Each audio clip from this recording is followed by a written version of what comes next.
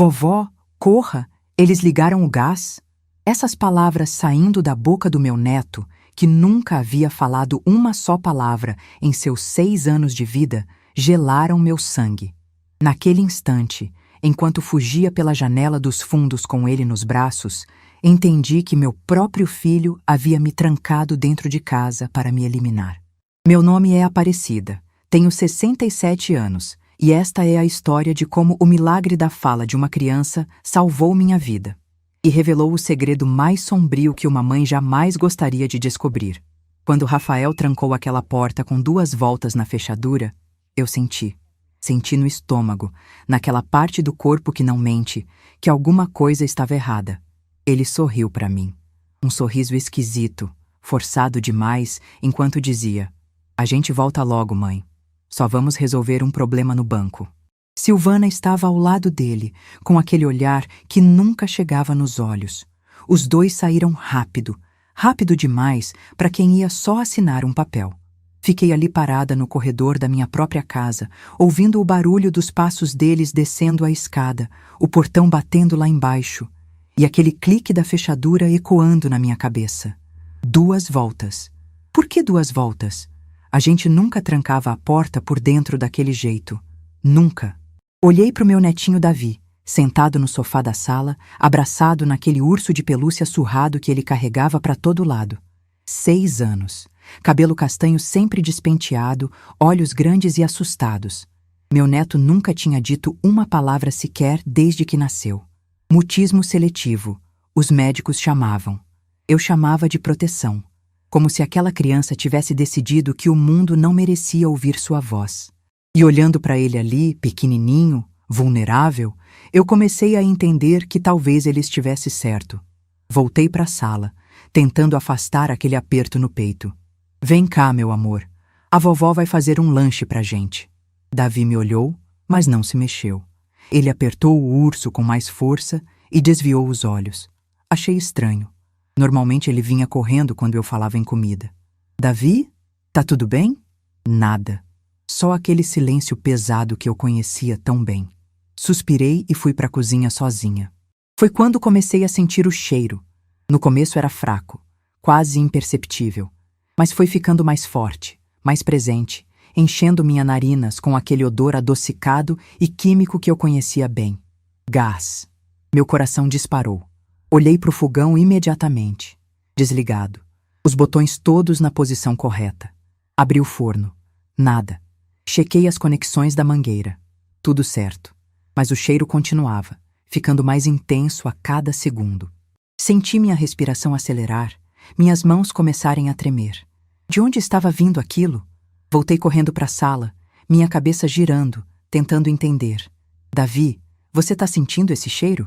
Ele me olhou de novo, e dessa vez eu vi. Vi o terror nos olhos dele, as lágrimas escorrendo em silêncio pelo rostinho. Ele estava tremendo tanto que o ursinho caiu no chão. E então ele fez uma coisa que me partiu o coração. Colocou as 2 mãozinhas na boca, como se estivesse impedindo as palavras de saírem, e balançou a cabeça freneticamente. "Davi, o que foi? O que está acontecendo?" Me ajoelhei na frente dele, segurei os bracinhos magros. Senti como estavam gelados. O cheiro de gás estava mais forte agora, começando a me deixar tonta. Minha visão embaçou por um segundo. Precisava abrir uma janela. Precisava sair dali. Me levantei rápido demais e cambaleei, segurando no encosto do sofá. Foi quando senti a mãozinha dele agarrando a minha com uma força desesperada.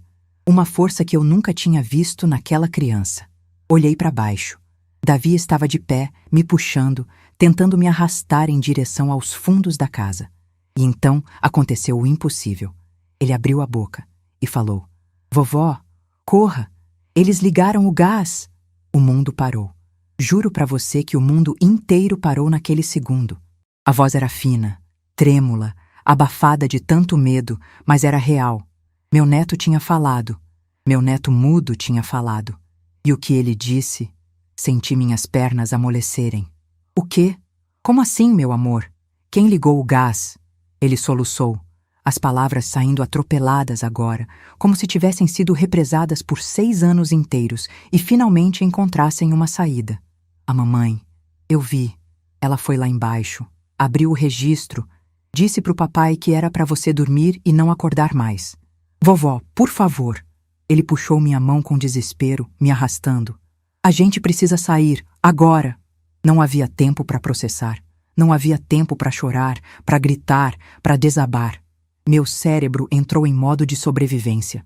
Peguei Davi no colo e corri.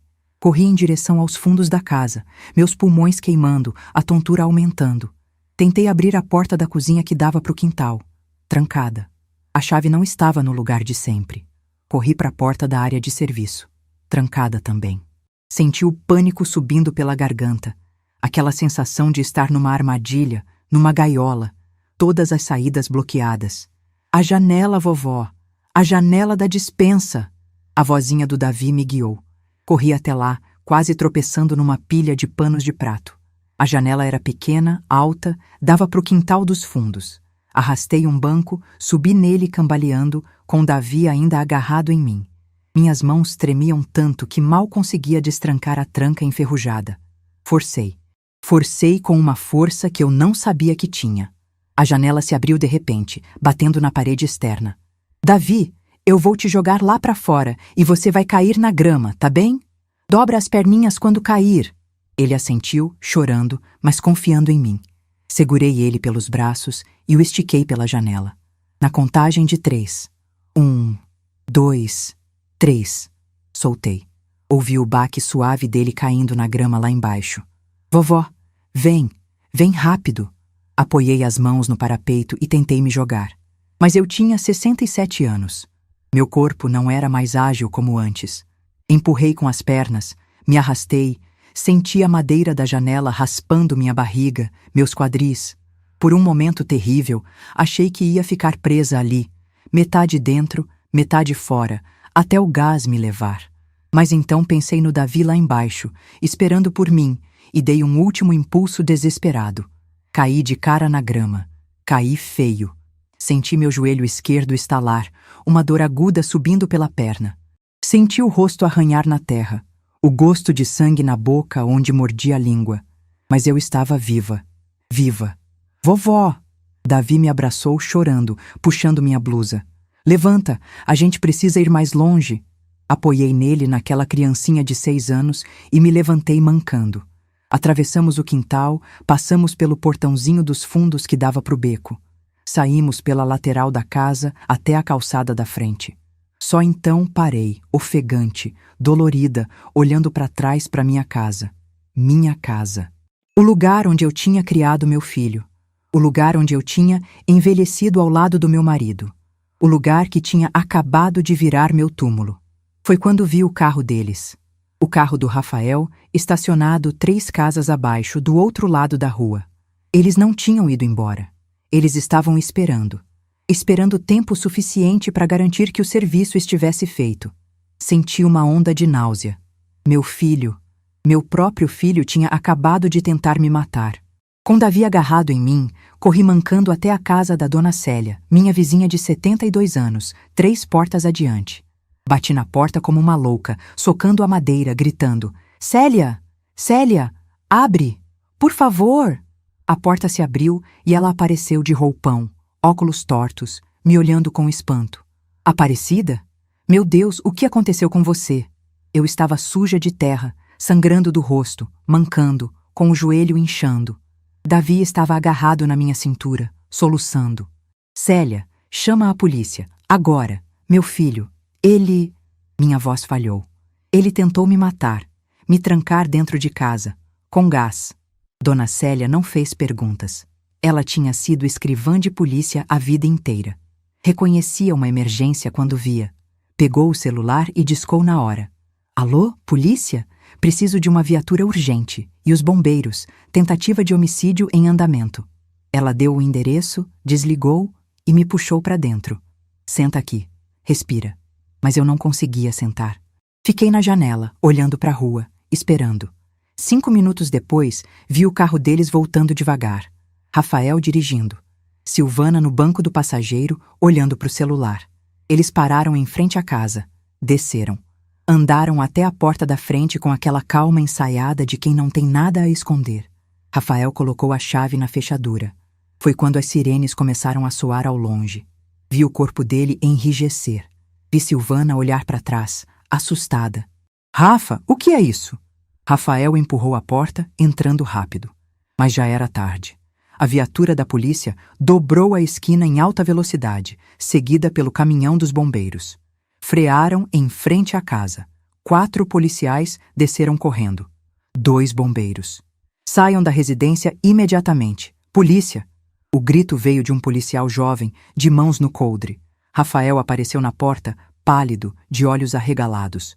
O que está acontecendo? Eu moro aqui! Um dos policiais o segurou pelo braço. O senhor mora aqui? Então o senhor vai explicar por que tem vazamento de gás na casa inteira e todas as saídas trancadas. Silvana tentou correr, tentou voltar para o carro, mas foi interceptada por uma policial que a imobilizou em segundos. Calma, senhora, ninguém vai a lugar nenhum. Os bombeiros entraram na casa com detectores. 2 minutos depois, um deles saiu correndo. Tem um registro de gás aberto no subsolo e as janelas estão todas trancadas por fora. Tem pregos nas molduras. O policial mais velho, um sargento de cabelos grisalhos, olhou para o Rafael com uma expressão de nojo. Pregos nas janelas, registro aberto, e vocês acabaram de chegar? Tem alguém dentro dessa casa? Foi quando eu saí da casa da dona Célia, mancando, segurando Davi. Eu estava dentro. Ele me trancou lá, com meu neto. O silêncio que caiu na rua foi ensurdecedor. Todos os vizinhos tinham saído agora, olhando. Rafael me viu e ficou branco. Branco como papel. Silvana começou a gritar. Isso é mentira! Ela está inventando! A gente só saiu pro banco! Mas o sargento não estava interessado. Banco? Que banco abre às 8 da noite de domingo? Rafael tentou falar, gaguejar alguma coisa, mas não saiu som. Ele sabia que tinha acabado. Os policiais os algemaram ali mesmo, na calçada, na frente de todo mundo. Li os direitos. Tentativa de homicídio qualificado, premeditação, motivo torpe, recurso que dificultou a defesa da vítima. Sentei ali no meio-fio, com Davi no meu colo, assistindo meu filho ser colocado dentro da viatura. Ele me olhou através do vidro, e naquele olhar eu vi tudo. Medo, arrependimento, desespero, mas não vi amor. Não vi remorso verdadeiro.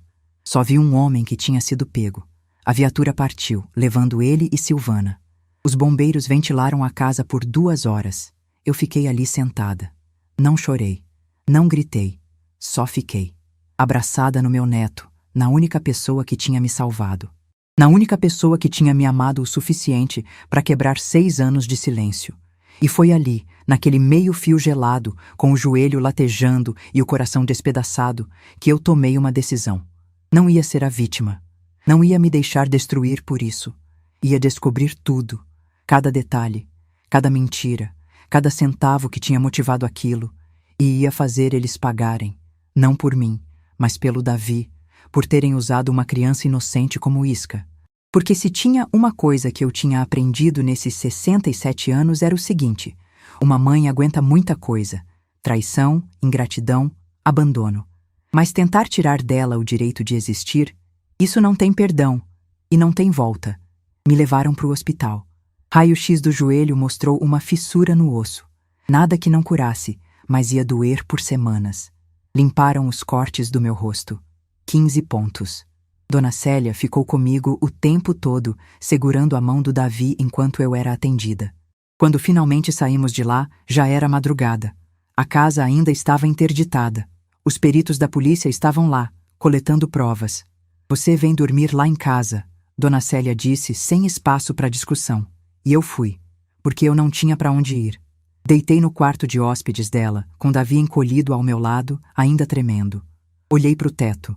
A dor do joelho latejava. A dor do rosto latejava. Mas nada doía mais que o buraco no peito. Meu filho tinha tentado me matar. Deixei essa frase rolar na minha cabeça durante horas. Tentei encontrar uma explicação que fizesse sentido. Drogas? Insanidade? Alguma doença mental não diagnosticada? Mas lá no fundo, eu sabia. Rafael sempre foi fraco. Desde pequeno. Sempre escolhia o caminho mais fácil. Sempre mentia quando era pego em alguma coisa. Sempre culpava os outros. Eu tinha relevado porque era meu filho, porque mãe faz isso. Mas agora ele tinha cruzado uma linha que não tinha volta. Dormi talvez 2 horas. Acordei com Davi me chacoalhando. Vovó, tá doendo? Ele apontou para o meu joelho enfaixado. Tá, meu amor, mas vai passar. Ele subiu na cama e se aninhado no meu peito. E então, com aquela vozinha fina que eu ainda estava me acostumando a ouvir, ele disse: Eu tinha medo. Medo que se eu falasse, eles fizessem mal para você. Meu coração se partiu de novo. O que você quer dizer, Davi? Ele olhou para mim, os olhos cheios de lágrimas. A mamãe, ela falava mal de você quando o papai não estava perto. Dizia que você era velha, que você não servia para nada, que a casa era muito grande para você morar sozinha. E um dia eu ouvi ela falando no telefone, dizendo que você ia ter um acidente, que ia ser rápido. Fechei os olhos. Segurei ele mais forte. E você ficou com medo de me contar? Ele assentiu contra meu peito. Eu pensei que se eu contasse, ela ia saber que eu estava ouvindo e ia fazer mal para você mais rápido. Então eu parei de falar. Para ninguém. Pensei que se eu não falasse nada, nada de ruim ia acontecer. Chorei. Chorei tanto que ensopei o travesseiro. Aquela criança tinha carregado esse peso sozinha. Tinha se silenciado por 6 anos para me proteger. E quando a hora chegou, quando a ameaça se tornou real, ele quebrou o próprio voto de silêncio. Por mim. Davi, olha para vovó. Levantei o rosto dele com cuidado. Você é o menino mais corajoso que eu conheço. Mais corajoso que qualquer adulto. Você me salvou. E agora eu vou te salvar também. A gente vai ficar junto, tá bem? Para sempre. Ele assentiu, sorrindo pela primeira vez em dias. E naquele sorriso quebrado, eu encontrei uma razão para levantar da cama. Os dias seguintes foram uma névoa. A polícia me chamou para depor. Contei tudo.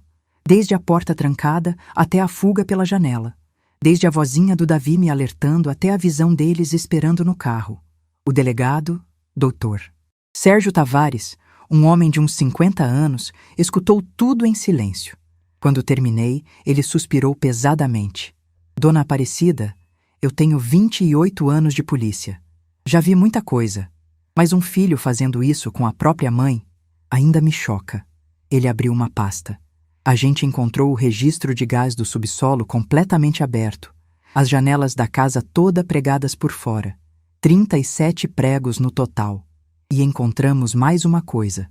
Ele empurrou a pasta na minha direção. Um diário, dentro do carro dele. Olhei para a pasta. Minha mão tremeu. Eu preciso ler? Ele assentiu. A senhora tem o direito e vai ajudar no processo. Abri. E o que vi me destruiu. A letra do Rafael. Aquela letra que eu tinha ensinado quando ele tinha 6 anos. Aquela letra que assinava cartões de Dia das Mães. Agora escrevendo minha sentença de morte. 15 de março. Silvana disse que a única solução é a mãe. Se ela morrer, ficamos com tudo. A casa de Perdizes vale mais de 2 milhões. A chácara, uns 500 mil. Dá para pagar tudo e sobra. Mas tem que parecer acidente. Minha visão embaçou. Continuei lendo. 22 de março. Pensei em empurrar ela da escada, mas é arriscado. Silvana sugeriu gás. Diz que é infalível se feito direito. Vamos usar o Davi como desculpa. Pedimos para ela cuidar dele, trancamos tudo. Abrimos o registro. Quando voltarmos, já era. As palavras dançavam na página. Eu não conseguia respirar. 28 de março. Hoje é o dia. Estou com medo, mas não tem volta. As dívidas vencem semana que vem. Silvana disse que minha mãe já viveu bastante mesmo, que ela não vai sentir nada, só vai dormir. Espero que seja rápido. Fechei o caderno. Empurrei de volta para o delegado. Ele escreveu que eu já vivi bastante. Minha voz saiu rouca, quebrada. Como se a minha vida tivesse prazo de validade. Como se 67 anos fossem suficientes. O delegado tocou na minha mão. Dona Aparecida, com essas provas, seu filho e sua nora vão responder por tentativa de homicídio qualificado. A pena pode chegar a 30 anos. 30 anos. Olhei para ele. E quanto tempo a senhora acha que eu tenho de vida, doutor? Ele piscou, confuso. Como assim? Tenho 67. Se eu tiver sorte, vivo até os 80 e poucos. São 20 anos. Meu filho ia me tirar 20 anos de vida por dinheiro. E agora ele vai perder 30. Não é irônico? Saí da delegacia com as pernas bambas. Dona Célia me esperava no carro. Dirigi para a casa dela em silêncio. Quando chegamos, fui direto para o quarto e desabei.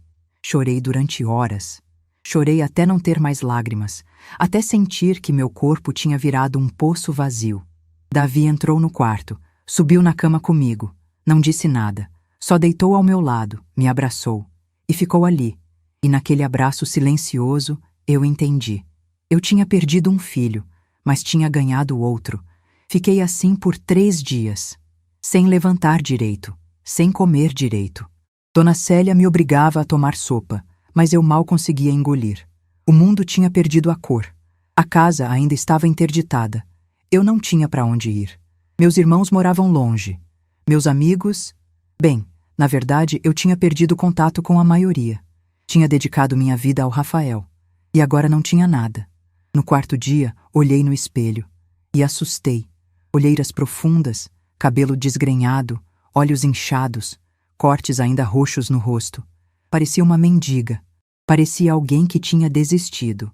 E então me lembrei das palavras escritas no diário. Ela já viveu bastante mesmo. Não mesmo. Entrei no banho e fiquei lá por 40 minutos. Lavei o cabelo, esfreguei a pele, chorei mais um pouco debaixo da água quente. Mas quando saí, me olhei no espelho de novo. E dessa vez vi outra coisa. Vi uma mulher que tinha sido enfermeira por 30 anos, que tinha salvado vidas, que tinha criado um filho sozinha depois de enviuvar, que tinha construído um patrimônio tijolo por tijolo. Vi uma sobrevivente. Sequei o cabelo, coloquei uma roupa decente. Passei batom. Dona Célia quase caiu da cadeira quando me viu descendo para a cozinha. Aparecida? Sorri. Um sorriso pequeno, mas real. Bom dia, Célia. Tem café? A partir daquele dia comecei a me reconstruir. Liguei para o Dr. Henrique Moura, o neurologista do Davi. Ele era amigo da família há anos. Contei tudo. Ele veio me visitar no dia seguinte. Examinou Davi com cuidado. Fez perguntas. Observou as reações dele. Depois, conversamos a sós. Aparecida, esse menino sofreu trauma profundo. Mutismo seletivo normalmente tem fundo emocional. E considerando o que ele presenciou, é um milagre ele ter conseguido falar quando falou. Dr. Henrique segurou minha mão. Ele te salvou porque te ama mais que o próprio medo. Mas vai precisar de terapia, muito apoio. Você vai ter que entrar com pedido de guarda. Já pensei nisso. Olhei pela janela, para o quintal onde Davi brincava com um carrinho. Eles usaram ele como isca. Colocaram a vida dele em risco também. Que tipo de pais fazem isso? Dr. Henrique assentiu. Nenhum. Pais de verdade, não. E o juiz vai ver isso. A casa foi liberada 1 semana depois. Voltei com medo. Medo de sentir o cheiro de gás. Medo de ver a janela da despensa. Mas quando entrei, só senti vazio. A casa estava como eu deixei, mas parecia diferente, como se tivesse sido profanada. Passei os dias seguintes limpando, esfregando, tirando cada traço daquele dia maldito. Abri todas as janelas. Joguei fora o urso de pelúcia velho do Davi e comprei um novo. Troquei as cortinas. Pintei a parede da sala de uma cor nova. Precisava renovar, recomeçar. E então, uma tarde, recebi uma ligação. Número desconhecido. Atendi. Alô? Silêncio. Depois, a voz dele. Mãe? Congelei. Rafael. Mãe, por favor, eu preciso falar com você. Eu sinto muito. Eu estava desesperado. Eu não queria... A Silvana, ela me convenceu... Para. Minha voz saiu gelada, cortante. Ele parou. Você ligou para quê? Para pedir perdão? Para tentar me convencer que foi tudo culpa da Silvana? Você é adulto, Rafael. Você tinha escolha e escolheu me matar. Mãe, eu estava com dívidas. Eu não sabia o que fazer. Então por que não me procurou? Por que não pediu ajuda? Eu teria te ajudado. Teria parcelado, negociado, feito alguma coisa. Mas você preferiu me tirar da jogada definitivamente. Silêncio do outro lado. Depois, a voz chorosa. Eu sei que eu errei, mas eu sou seu filho. Você não pode me abandonar. E foi nesse momento que algo dentro de mim quebrou. Ou talvez tenha se curado. Você deixou de ser meu filho quando pregou aquelas janelas. Desliguei.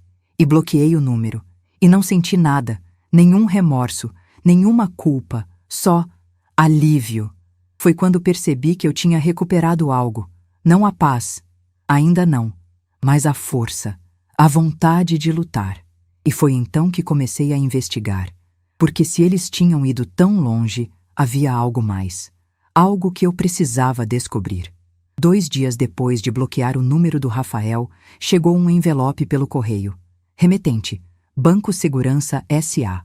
Abri com aquela sensação ruim já instalada no estômago. Dentro, uma notificação. Rafael tinha me colocado como avalista de um empréstimo pessoal 3 anos atrás. Um empréstimo de R$150 mil. E estava vencido. Com juros e multas, a dívida tinha chegado a R$212 mil. E eles estavam me cobrando. Sentei na mesa da cozinha, olhando aquele papel, sentindo a raiva subir. Como ele tinha feito isso sem eu saber? Peguei o telefone e liguei para o banco. Depois de 20 minutos de espera e transferências, finalmente consegui falar com um gerente. A senhora assinou o contrato, dona Aparecida. Está tudo registrado aqui. Mas eu não me lembro de ter assinado nada. A assinatura foi reconhecida em cartório. Cartório Silva Lima, Centro de São Paulo. Desliguei e respirei fundo. Reconhecida em cartório. Isso significava que ou eu tinha assinado e esquecido completamente, ou alguém tinha falsificado minha assinatura. Precisava descobrir. Liguei para Dona Célia. Célia, você ainda tem contatos na polícia? Tenho, por quê? Preciso investigar uma coisa. Ela me colocou em contato com uma antiga colega, delegada aposentada, doutora Marta Cunha. Expliquei a situação. Ela me orientou a pedir uma cópia autenticada do contrato no banco e levar a um perito grafotécnico. Fiz isso no dia seguinte. O perito, Dr. Rogério Almeida, analisou por 3 dias. Quando me chamou de volta, tinha uma expressão séria. Dona Aparecida, essa assinatura foi falsificada. Com bastante habilidade, devo dizer. Mas tem microdiferenças no tremor da mão, na pressão da caneta. Não foi a senhora quem assinou. Senti uma mistura de alívio e fúria. Então quem foi? Ele mostrou uma segunda análise. Consegui uma amostra da assinatura do seu filho dos autos do processo criminal. As características coincidem em 87%. Foi ele. Rafael tinha falsificado minha assinatura. Tinha me endividado em R$212 mil sem meu conhecimento. E quando não conseguiu pagar, decidiu que a solução era me eliminar e ficar com a herança. A matemática era simples.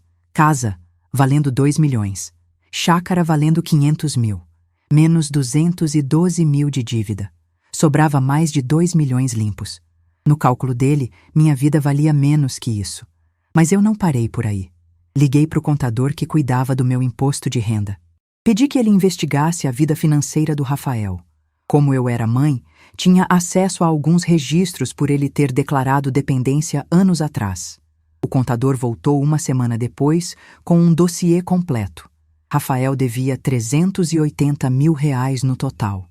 O empréstimo do banco era só o começo.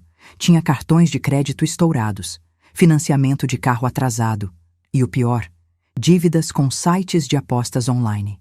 R$63 mil só em cassinos digitais. Ele tinha perdido tudo, tudo. E Silvana? Silvana era uma peça ainda mais interessante. Pedi para a doutora Marta investigar o passado dela. E o que descobriu me gelou. Silvana tinha se relacionado com um idoso viúvo 3 anos atrás. Um senhor de 72 anos, aposentado, dono de um apartamento na Vila Mariana. 2 meses depois de colocá-la como beneficiária do seguro de vida dele, o homem morreu. Causas naturais, disseram. Ela embolsou R$400 mil, mas doutora Marta foi fundo. Conversou com a filha do falecido. A moça desconfiava, mas nunca teve provas. Meu pai era saudável. De repente começou a passar mal. Tontura, fraqueza. Morreu de parada cardíaca. Mas Silvana não deixou ninguém da família se aproximar dele nas últimas semanas. A polícia estava reabrindo o caso. Iam exumar o corpo. Silvana não era só interesseira. Era assassina. Meu filho tinha se casado com uma assassina e entregou a própria mãe de bandeja para ela. Juntei todas essas informações. Imprimi tudo. Organizei em pastas. Tinha extratos bancários, laudos periciais, depoimentos, até fotos de Rafael em sites de cassino online que doutora Marta conseguiu com a ajuda de um investigador particular. Gastei R$ 20.000 da minha aposentadoria nessa investigação. Cada centavo valeu, mas ainda faltava uma peça: a guarda do Davi. Procurei um advogado especialista em direito de família, Dr. Paulo Mendonça. Expliquei tudo, mostrei o dossiê. Ele ouviu em silêncio, balançando a cabeça.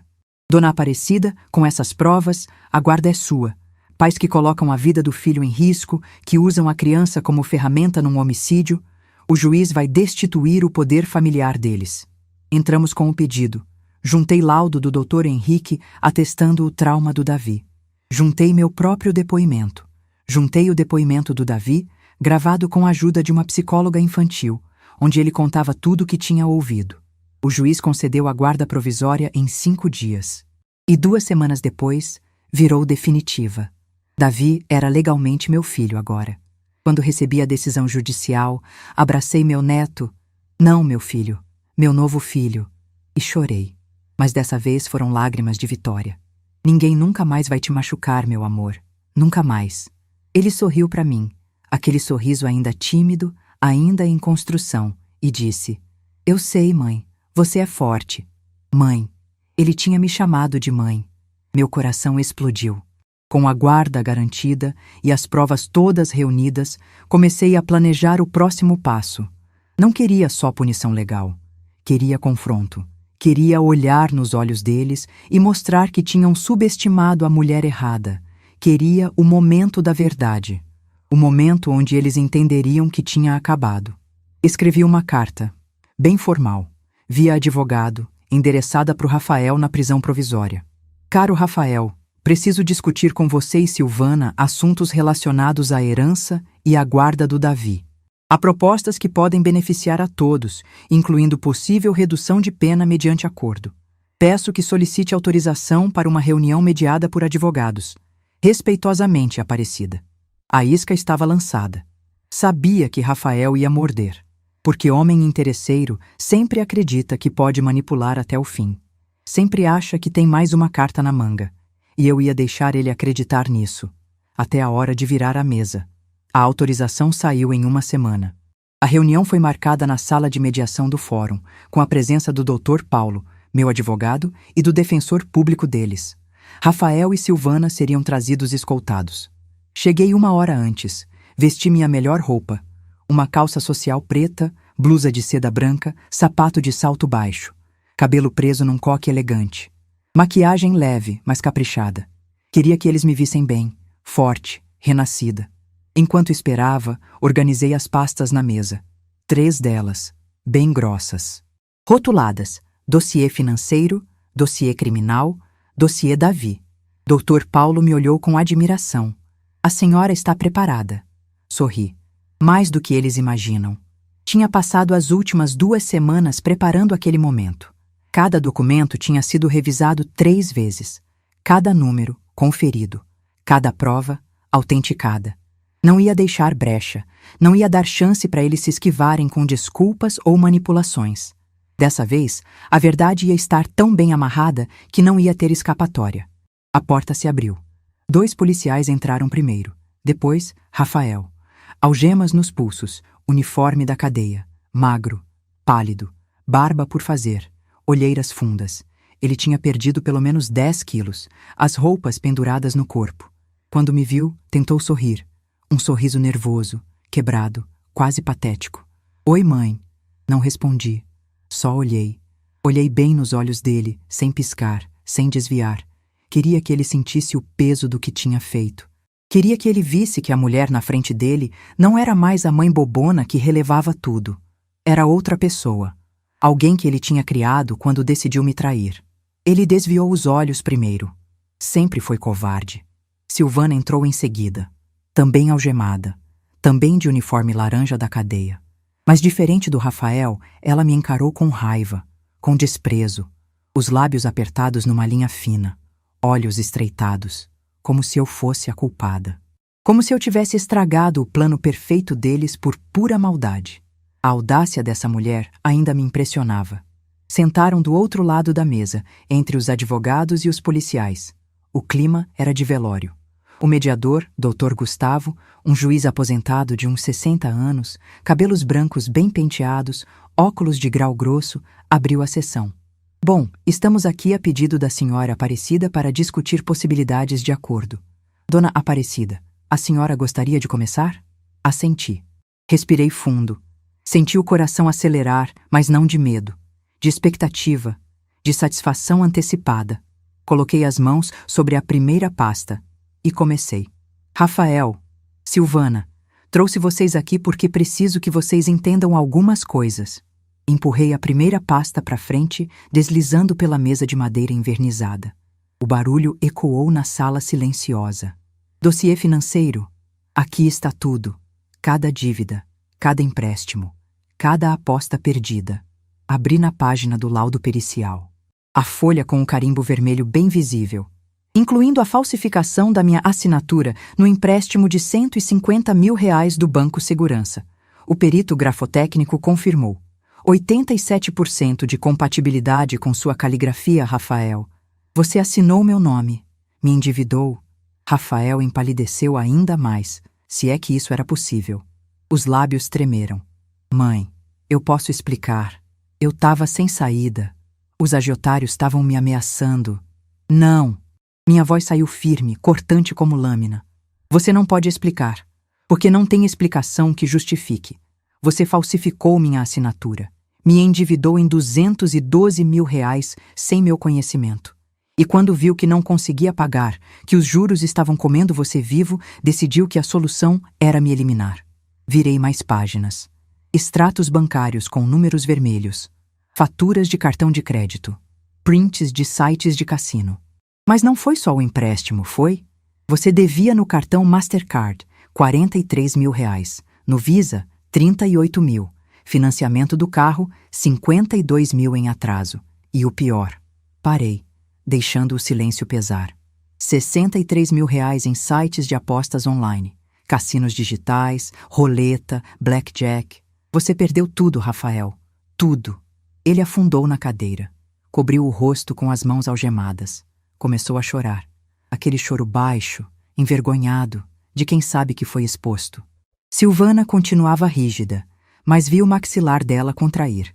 Ela sabia que vinha mais. A dívida total de vocês dois somadas chegava a R$380 mil no dia que tentaram me matar. Puxei uma calculadora da bolsa. Coloquei na mesa. Meu patrimônio. Casa em Perdizes avaliada em R$2 milhões. Chácara em Atibaia avaliada em R$500 mil. Total, R$2.500.000. Menos as dívidas de vocês. R$2.120.000 líquidos. Digitei os números na calculadora, virando ela para que vissem. Vocês iam me matar por R$2.120.000 de lucro. Dividi por cada um dos meus 67 anos de vida. Dá R$31.640 por ano. R$2.630 por mês. R$87 por dia. Olhei para Rafael. Você achou que minha vida valia R$87 por dia. Um jantar para dois num restaurante mediano. O silêncio que caiu foi absoluto.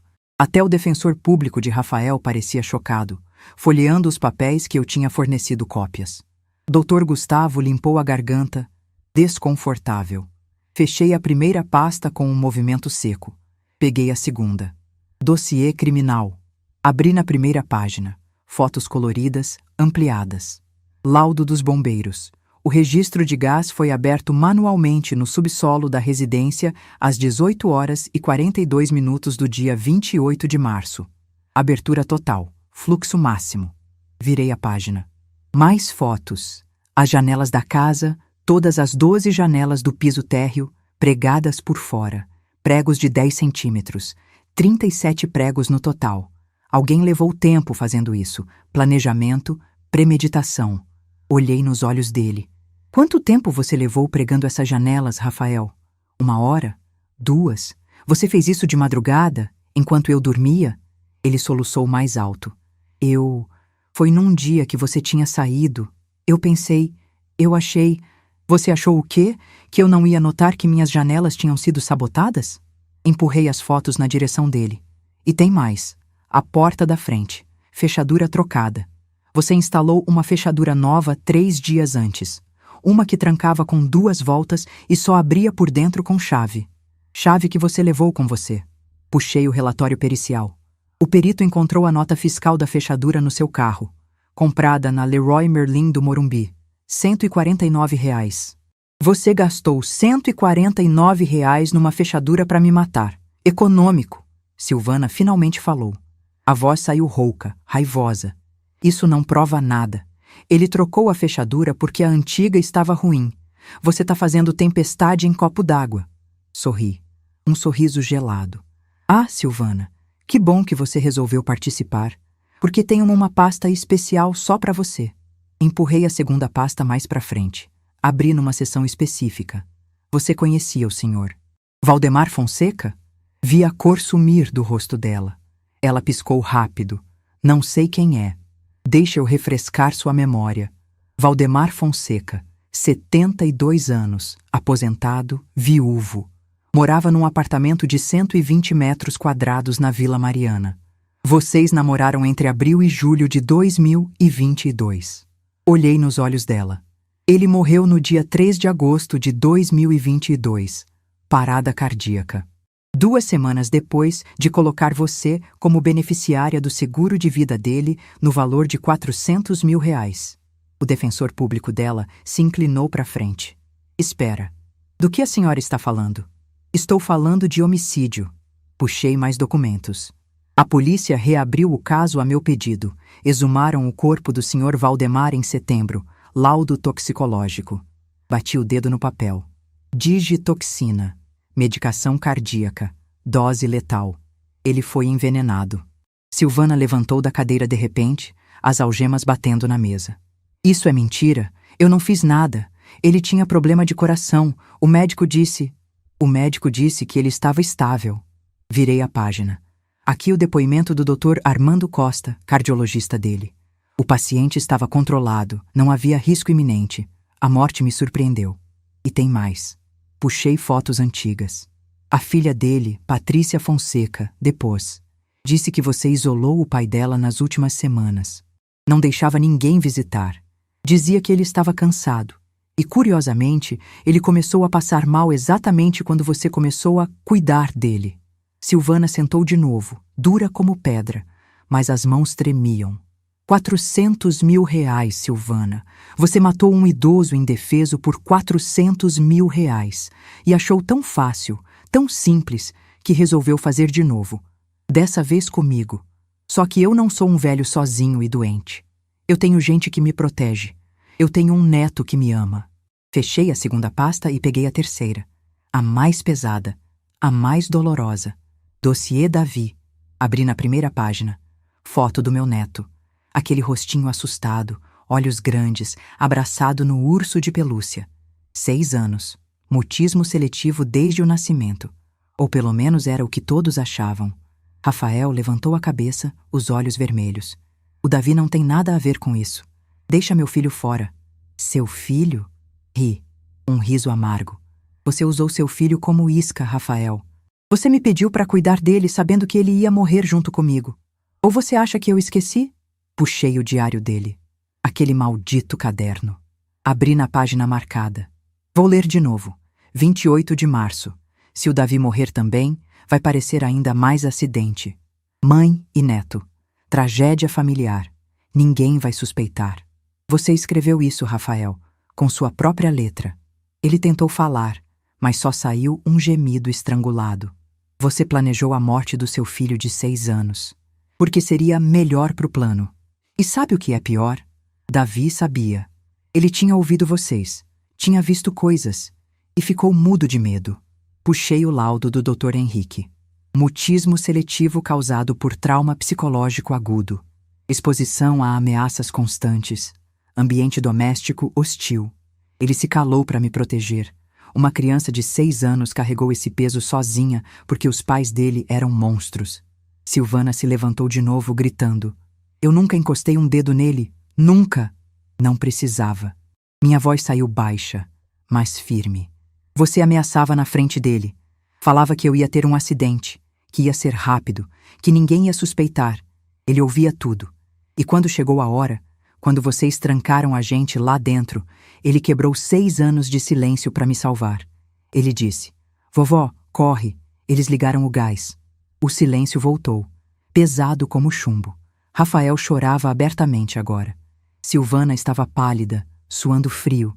E agora, puxei o último documento. A decisão judicial. Processo número 304-2/2025. Destituição do poder familiar. Guarda definitiva concedida à avó paterna, Aparecida dos Santos. Coloquei o papel na mesa com força. Davi é meu filho agora, legalmente. Vocês perderam ele, para sempre. Não! Rafael gritou, levantando as mãos algemadas, batendo na mesa. Os policiais agiram rápido, segurando ele. Você não pode fazer isso. Ele é meu filho, meu sangue. Você não tem direito. Levantei da cadeira. Me inclinei para frente, apoiando as mãos na mesa, encarando ele de perto. Eu tenho todo o direito, porque eu sou quem cuida dele, quem paga a terapia, quem segura ele quando tem pesadelo, quem faz lanche, ajuda na lição, leva no médico. Você? Você tentou matar ele. Então sim, eu tenho direito. E o juiz concordou. Me afastei, juntando as pastas. Ah, e sobre o acordo que vocês achavam que eu ia propor? Não tem. Não vim aqui negociar. Não vim oferecer redução de pena. Vim para que vocês soubessem que eu sei de tudo. Cada detalhe, cada mentira, cada centavo que motivou isso. E vim para garantir que vão pagar, por cada segundo do que fizeram. Virei as costas, caminhando em direção à porta. Dr. Paulo me seguiu, sorrindo discretamente. Mãe, espera! Rafael gritou, a voz esganiçada. Por favor, eu sou seu filho. Você não pode me abandonar assim. Eu te criei, eu te dei neto. Você me deve. Parei. Virei lentamente e olhei para ele uma última vez. Te devo? Eu passei 9 meses te carregando, 16 horas de trabalho de parto, 38 anos te sustentando, te educando, te perdoando. Fiquei viúva e continuei sozinha. Te paguei faculdade, te dei entrada no apartamento, avalista de empréstimo. Perdoei cada mentira, cada decepção. E você me pagou com uma câmara de gás. Minha voz não tremeu. Você deixou de ser meu filho quando escolheu o dinheiro, quando decidiu que minha vida valia R$ 87 por dia, quando escreveu que eu já tinha vivido bastante. Então não, eu não te devo nada, mas você me deve uma vida inteira que tentou roubar. Saí. A porta se fechou atrás de mim, abafando os gritos dele. Não olhei para trás. Não corri. Apenas andei, um pé na frente do outro, pelo corredor, escada, estacionamento, até o carro. Sentei no banco do motorista. Coloquei as mãos no volante e respirei. Fundo, completo. Pela primeira vez em meses, senti que tinha feito o certo, que tinha dado voz à minha dor, que tinha mostrado que não era fraca, que não ia aceitar. Tinha acabado o confronto que eu precisava e eu tinha vencido. O julgamento aconteceu 4 meses depois daquele dia na sala de mediação. A promotora foi implacável. Usou cada prova que eu tinha juntado, cada documento, cada perícia. O júri levou 3 horas deliberando. Quando voltaram, o veredicto foi unânime. Culpados. Rafael foi condenado a 22 anos de reclusão em regime fechado por tentativa de homicídio triplamente qualificado. Premeditação, motivo torpe e recurso que dificultou a defesa da vítima. O juiz ainda acrescentou 2 anos por falsificação de documento. Total, 24 anos. Ele vai ter 62 quando sair. Se sair, Silvana levou mais. 22 anos pela tentativa contra mim. Mais 16 pelo homicídio do senhor. Valdemar, que foi comprovado com a exumação e o laudo toxicológico. Total, 38 anos. Ela vai ter 73 quando sair. Praticamente uma sentença perpétua. O advogado dela entrou com recurso, mas foi negado 2 vezes. Acabou. Ela vai apodrecer na cadeia. Quando a sentença foi lida, eu estava lá, na primeira fileira, de mãos dadas com o Dr. Paulo. Rafael me olhou. Tentou falar alguma coisa, mas o policial o impediu. Foi retirado algemado, cabeça baixa, arrastando os pés. Silvana saiu gritando. Isso não acabou. Eu vou provar que sou inocente. Você vai pagar por isso, sua velha desgraçada. Nem pisquei. Só assisti ela ser levada. E senti nada. Nem satisfação, nem raiva. Só um vazio estranho onde antes morava a dor. Saí do tribunal direto para casa. Davi me esperava com Dona Célia. Quando entrei, ele correu para mim. E aí, mãe? Eles vão ficar presos? Ajoelhei na frente dele, segurei os ombrinhos magros. Vão, meu amor, por muito tempo. A gente tá seguro agora. Ele sorriu. Aquele sorriso ainda tímido, mas cada dia mais confiante. Então posso parar de ter pesadelo? Abracei ele. Forte. Pode. Acabou. Acabou de verdade. Naquela noite, depois de colocar Davi para dormir, sentei na varanda com uma xícara de chá de camomila. Olhei para o céu. As estrelas estavam especialmente brilhantes. E pensei em tudo que tinha acontecido. 6 meses desde aquele dia terrível. 6 meses reconstruindo, curando, aprendendo a viver de novo. A casa em Perdizes continuou comigo. Gastei mais R$ 30.000 reformando ela completamente. Troquei todo o sistema de gás por aquecedor elétrico. Nunca mais ia ter gás naquela casa. Instalei alarmes em todas as portas e janelas, câmeras de segurança. Pintei as paredes de cores claras, alegres, amarelo na cozinha, bege claro na sala. Comprei sofá novo, mesa nova, quadros coloridos. Transformei o espaço. Tirei cada sombra, cada lembrança ruim. O quarto do Rafael virou o quarto do Davi oficialmente. Reformei tudo. Paredes pintadas de cinza claro com detalhes em branco. Cama grande com lençol do Homem-Aranha, escrivaninha para ele fazer lição, estante cheia de livros infantis, tapete felpudo onde ele brinca com os carrinhos, um espaço dele, seguro, acolhedor. Ele ama cada centímetro daquele quarto. A chácara em Atibaia eu vendi. Coloquei à venda 1 semana depois do julgamento. Precisava daquele dinheiro. As reformas, os advogados, a terapia do Davi, tudo tinha custado caro. A chácara foi vendida rápido. Um casal jovem se interessou. Ofereceram R$ 520.000 à vista. Aceitei. Com parte desse dinheiro, paguei as dívidas que Rafael tinha colocado no meu nome. O banco, depois de analisar o laudo de falsificação, estornou R$ 212.000 que eu tinha sido obrigada a pagar. Entrei com processo de danos morais contra o próprio banco por negligência. Ainda está correndo. Mas o advogado acha que eu ganho.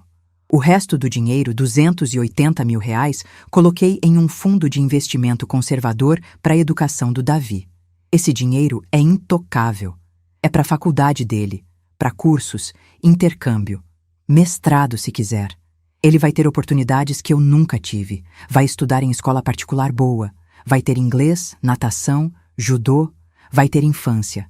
Davi está bem, surpreendentemente bem. Faz terapia com a doutora Mônica 3 vezes por semana. Terapia infantil com desenhos, brincadeiras, conversas. E está funcionando. Ele fala cada dia mais. No começo eram palavras soltas, depois frases curtas. Agora ele conversa, conta como foi o dia na escola, reclama da lição de matemática, pede para assistir desenho. É uma criança normal. Finalmente. Semana passada ele me chamou de mãe na frente da professora nova. Ela estranhou. Perguntou sobre a avó. Expliquei a situação resumidamente. Guarda definitiva. Pais presos. Ela entendeu. Atualizou os registros da escola. Agora em tudo que vem da escola está escrito: responsável, Aparecida dos Santos, mãe. Chorei quando vi a primeira agenda com isso escrito. E sabe o que ele me disse ontem à noite, na hora de dormir? Eu tinha acabado de ler uma história para ele. Estava apagando a luz quando ele segurou minha mão. Mãe, eu gosto mais de você do que da outra mãe. Você me escuta de verdade.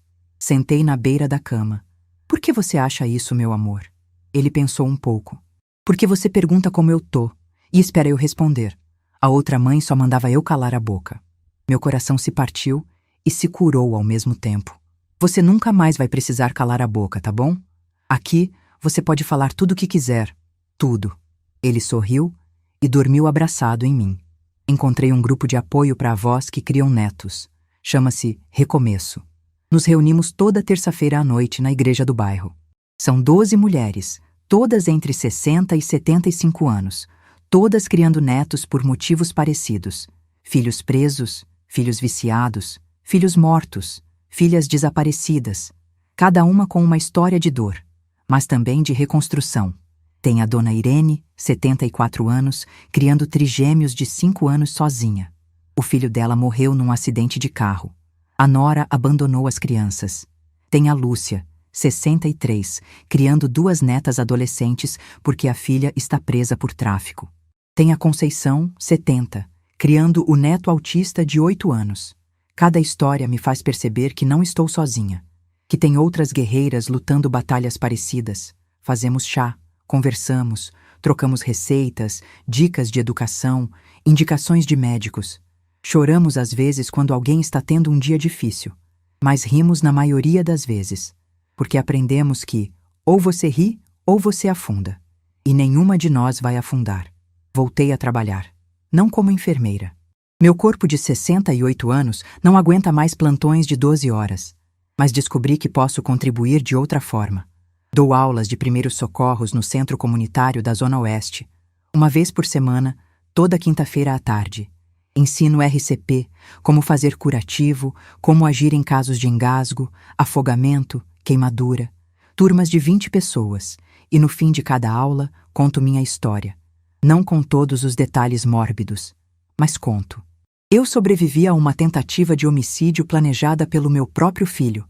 Passei por coisas terríveis, mas estou aqui, de pé, ensinando vocês a salvarem vidas. As pessoas ficam em silêncio. Alguns choram, depois aplaudem. E sempre tem alguém que vem falar comigo depois. Obrigada. Eu precisava ouvir isso. Eu tô passando por algo parecido. Viro uma ponte, uma conexão. Indico terapeutas, advogados, grupos de apoio. Viro referência. E isso me faz sentir útil de novo. Porque, no fundo, eu não queria só sobreviver. Queria ter propósito. Rafael tentou contato várias vezes. Cartas da prisão, 3 no primeiro mês, depois mais 2. Depois pararam por um tempo. Voltaram mês passado. Sempre o mesmo tom, pedindo perdão, dizendo que se arrepende, que foi influenciado pela Silvana, que ela manipulou ele, que eu era a única família dele, que precisava de mim. Rasguei toda sem ler até o fim. Não porque eu seja cruel, mas porque perdão precisa ser merecido. E ele não fez nada para merecer. Não mostrou o remorso verdadeiro. Só tentou manipular de novo, transferir a culpa, se fazer de vítima. E eu não caio mais nisso. Tem gente que me questiona. Mas Aparecida, ele é seu filho, sangue do seu sangue. Como você consegue virar as costas? E eu respondo sempre a mesma coisa. Ele virou as costas primeiro, quando decidiu que minha vida valia menos que dinheiro, quando pregou aquelas janelas, quando escreveu que eu já tinha vivido bastante. Perdoo? Talvez um dia. Mas esquecer? Nunca. E reatar? Jamais. Silvana, eu nem falo. Ela está em presídio de segurança máxima em Franco da Rocha. Descobriram que ela tentou envenenar outra detenta com água sanitária por causa de uma briga boba sobre sabonete. Foi isolada. Ganhou mais 2 anos na pena. É o que ela sempre foi. Perigosa. Sociopata. Incapaz de remorso verdadeiro. Espero que nunca mais veja a luz do dia. Tem dias difíceis ainda. Não vou mentir. Dias em que acordo às 3 da manhã sentindo o cheiro de gás. Corro pro banheiro, lavo o rosto, respiro fundo. Lembro a mim mesma que é trauma, que vai passar. Dias em que olho para a janela da antiga despensa, agora transformada em depósito de brinquedos do Davi, e travo. Fico parada olhando, revivendo aquele momento de desespero, até o Davi me chamar e eu voltar para a realidade. Tem dias em que Davi pergunta pelo pai: Mãe, o papai vai voltar algum dia? E eu não sei o que responder. Não quero mentir, mas também não quero destruir completamente a imagem que ele tem. Então respondo: um dia, daqui muitos anos, ele vai sair da prisão. Mas ele não vai morar com a gente, porque ele fez coisas ruins, e a gente não aceita pessoas que fazem maldade. Davi pensa, assente, e muda de assunto, como se tivesse feito as pazes com isso. Nesses dias difíceis, eu respiro. Faço minha lista mental de gratidão, um exercício que a doutora Mônica ensinou. Listo 5 coisas pelas quais sou grata. Davi vivo e saudável. Eu viva e relativamente saudável. Casa quitada e segura. Amigos verdadeiros que me apoiaram. Justiça feita. E depois sigo. Porque ficar presa no passado não ajuda ninguém. Hoje completou 1 ano daquele dia maldito. 1 ano desde que ouvi a voz do Davi pela primeira vez. 1 ano desde que fugi pela janela. 1 ano reconstruindo minha vida dos cacos. Resolvi comemorar. Não como tragédia, mas como renascimento. Fiz um bolo. Simples, de chocolate. Coloquei uma vela. E chamei Davi. Sabe que dia é hoje, meu amor? Ele pensou. Não. Faz 1 ano que você falou pela primeira vez. Que você me salvou. Que a gente renasceu juntos. Coloquei a vela no bolo. Vamos comemorar? Ele sorriu largo. Vamos. Cantamos juntos, desafinados. Parabéns pra nós. Parabéns pra nós. Ele soprou a vela. Faz um pedido, meu amor. Ele fechou os olhos, concentrado. Depois abriu sorrindo. Desejei que a gente fique junto pra sempre, mãe. Abracei ele. Forte, chorando. A gente vai, meu amor. Pra sempre. Prometo. À noite, depois de colocar Davi pra dormir, sentei na varanda com minha xícara de chá preferida. Camomila com mel. Olhei pro céu. A lua estava cheia, iluminando o jardim.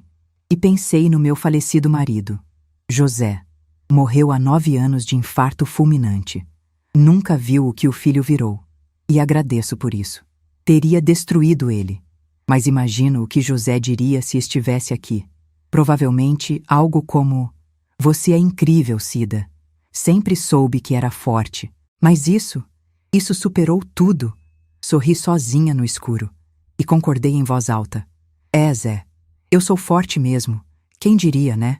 Porque aprendi algo fundamental nesses últimos meses. Dignidade não é algo que te dão. Não é presente. Não depende de ninguém. É uma decisão. Eu decidi que não ia ser vítima. Decidi que não ia me curvar.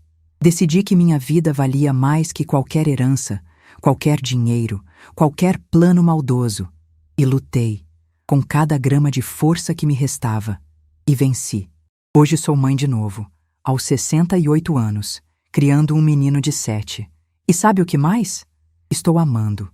Cada birra boba, cada desenho torto pendurado na geladeira, cada "te amo, mãe", dito com aquela voz ainda em construção, cada abraço apertado antes de dormir. Porque isso é família de verdade.